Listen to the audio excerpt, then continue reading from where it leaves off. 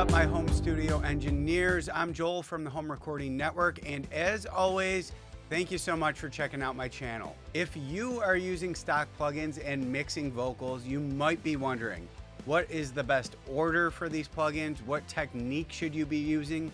And what should your vocal chain look like in general? Is there a right or wrong way to do this? Well, today I'm going to answer all these questions and show you an awesome vocal chain that you can implement right away to get your singer sounding crisp and present in your mixes. Now, I'm going to be showing you this in Logic, but these techniques can be used across all DAWs because frankly, mixing is mixing. A compressor is a compressor and an EQ is an EQ, no matter what plugin you're using. All right, let's hop into Logic and show you guys what a solid vocal chain looks like. But first, if this video helps you out at all, please don't forget to like and subscribe to help me out so that I can reach more engineers out there like you that need help. All right, so this is a mix I did a while back, and this track I have highlighted right here is the chorus vocal track. And this was mixed how I normally work. I don't really ever use stock plugins. So let's take a listen to the original vocal track. If you're always only looking forward, you might not see just where you've been. If you're always passing on the shoulder, you're only living for the end. All right, and what I've done here is I've just copied the track down. So this track below here is the same vocal track, but it's mixed with the stock Logic plugins, and you're gonna hear that it still sounds great, nice and present. So here we go. If you're always only looking forward, you might not see just where you've been. All right, so we got very close to that original vocal track just using the stock plugins. So it is possible to get a great vocal sound using the stock plugins and even a great mix just using stock plugins in your DAW. So we're going to go through this vocal chain, but first I just want to answer one of the questions I mentioned in the beginning. Is there a right or wrong way to do this? No, there isn't. There's tons of ways to get a great vocal sound. So what I'm going to lay out here is an awesome vocal chain, but there are a lot of possible vocal chains that you could be using, to get a great vocal sound. This stuff is art, and there is no right or wrong way to do this. All right, first we're going to bypass all the plugins and effects on our track, and we're going to start from the beginning. So the first plugin I actually have on here is a compressor. And the reason you guys might want to throw a compressor first is if you aren't able to compress your vocals on the way in. Most of us working out of our homes don't have any outboard gear to do any inbound compression, so you might want to emulate that. I actually can compress on the way in with my interface. So if we look at this track, it is pretty flat. So it's already been compressed. You guys might have a lot more peaks and valleys, which is why you might want to throw a compressor first. Now, I didn't need to do this, but I did this for the training example to show you guys. And also a little extra compression, in my opinion, doesn't hurt. If you guys watch any of my other videos, I like to use a ton of compression. So let's go over this first compressor here. We've started off with the vintage opto compressor here. So this is Logic's version of the LA2A optical compressor. And these compressors work great on things like vocals and guitars. We've started off with kind of a quicker attack time here to catch some of the volume peaks of the vocals. So we're at 15 milliseconds. The release, on the other hand, is a little bit slower for a vocal, at least for me. It's at 20 milliseconds, and that's to get sort of a more transparent compression sound. I don't exactly want to hear the compression yet. I just want to sort of flatten the signal. So we have a 4-to-1 ratio here, and we brought our threshold down so that we're getting some compression here, and we've also added some makeup gain.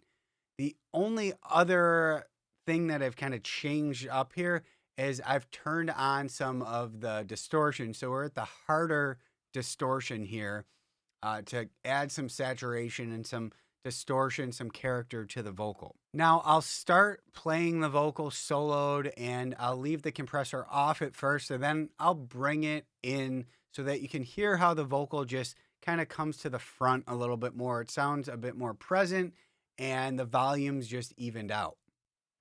If you're always only looking forward, you might not see just where you've been.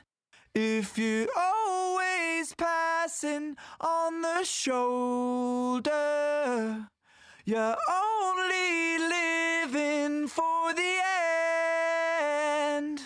Now we're getting anywhere from 5 to 10 dB of gain reduction, and that's where I sort of aim to be at when I'm compressing a vocal on the way in. So let's move on here. The next plugin we have is just the Logic Channel EQ. So now that we've compressed our vocal a little bit, it's going to be a lot easier to mix. We have some volume consistency now, and we can just go along and mix our vocal like we normally would. So here we have some simple EQ moves, and I really lay all of these out in a lot of my other videos. So I'll put links up in the corner to those right now, but I have a lot of vocal EQ tutorials out there. And you can see that these are pretty normal for me. For a male singer, I'm rolling off to 100 hertz, doing some boosting around 12K with a shelf, and I'm adding some presence around 2.5 and 1.5K. We're also dipping out a little mud at 300. So let's play this with the EQ off and then bring that in. If you're always only looking forward, you might not see just where you've been. If you're always passing on the shoulder. Yeah, so now our vocal is a lot more present with some of these big bumps here. So a lot of these boosts are pretty hefty, but don't be afraid to do that. Don't be afraid to go big with your boost to really get your singer sounding on top of the mix. Now, next, I went to another EQ and I chose the Logic Tube EQ. Now, you don't need to do this, but this EQ is their emulation of a Pultec, which can add some character to your vocal track. Now, you don't have to make huge boosts. Even if you just run through this with the drive turned up and try some of these modules here to add some saturation, they're going to add some character to your vocal tracks. Now, the only thing we've done here is we've done a boost at 14K. So I have the high boost here at about 14K, and we've bumped it up about 4 dB here. So let's just play this with the Pultec emulation off and then bring it in. If you're always only looking forward, you might not see just where you've been. If you're always passing on the shoulder. Yeah, so that's going to add some more air to our singer's voice all the way up there at 14K, which is going to help the singer get on top of the mix. Now, when you're doing these EQ moves, make sure you have the music playing, because you obviously have to hear the vocal with the music to make sure it's sitting in the mix correctly. Now, next, we went to our second compressor where we are just smashing the vocal like I do in a lot of my songs. I'm really getting a lot of compression and that pumping effect to add some energy to the vocal track. Now, here we're using the Vintage FET, which is Logic's emulation of the 1176, and that's a compressor that I normally use in my mixes. So on the actual vocal track in the song, I use the CLA 76, which is, just another emulation of that same compressor. So this is a great all-around compressor that can be used on basically anything. So here we have sort of a slower attack time. So we're letting some of that initial volume peak through. So we're at 40 milliseconds here, but we're at the fastest release, which is really going to allow us to hear that compression effect. So the ratio is the same as the other compressor, 4-to-1, but we have the threshold just down as far as it can go. So we're getting, the most amount of compression we can get. Now, this is going to add a ton of energy to the vocal track. So I'll start with it off and bring it in. And then I'll also show it with the music because it might sound a little over affected without the music. But once we get the music in there, this compressor is doing a great job. If you're always only looking forward, you might not see just where you've been. If you're always passing on the shoulder. Yeah, and again, with the music on, this is really going to bring the vocal out. So I'll start with it off and bring it in. If you're always only looking forward, you might not see just where you've been. If you're always passing on the shoulder. Yeah, just a lot more present there. And, our vocal can sit on top of the mix a bit more with this heavy compression sound. Yeah, and now that we've, obviously boosted a ton on the top end, we brought out a lot of the harsh sibilance areas. So we're going to need some de-essing. So I just have the wide band here on the male vocal setting here. And we're just doing basically some compression on those harsh sibilance areas and the S's.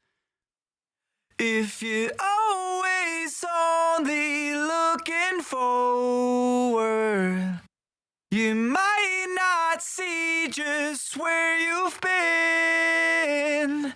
And just to let you guys know, this stock Logic de-esser is probably my least favorite, in their plugin arsenal. It's not very natural sounding. I like a lot of the other de-essers I have, much, much more.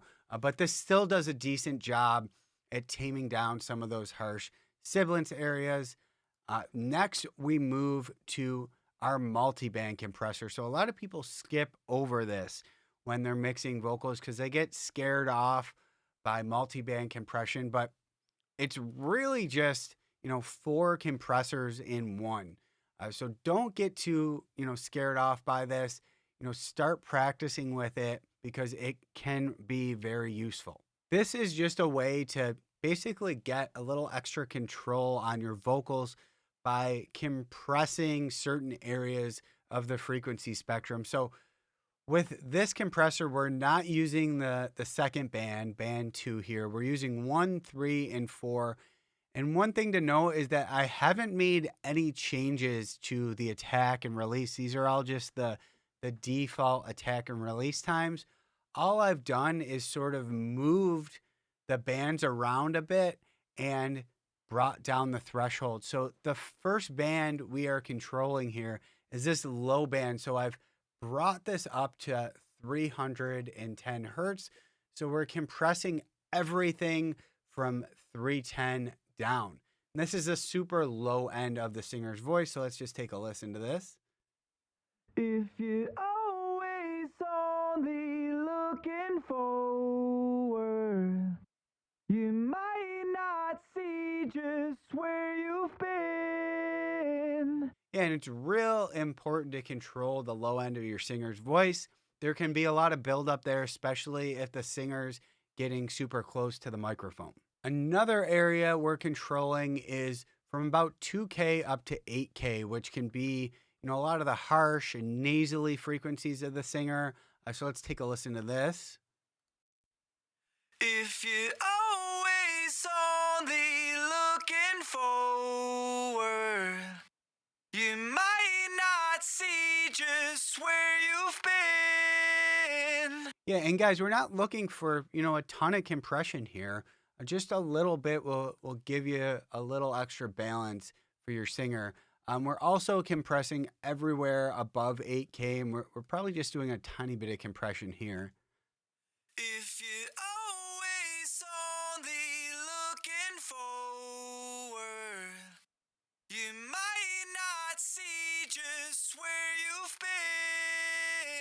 Yeah, just the super high frequencies of the singer's voice there. Just getting a little compression, when the volume spikes in that frequency area.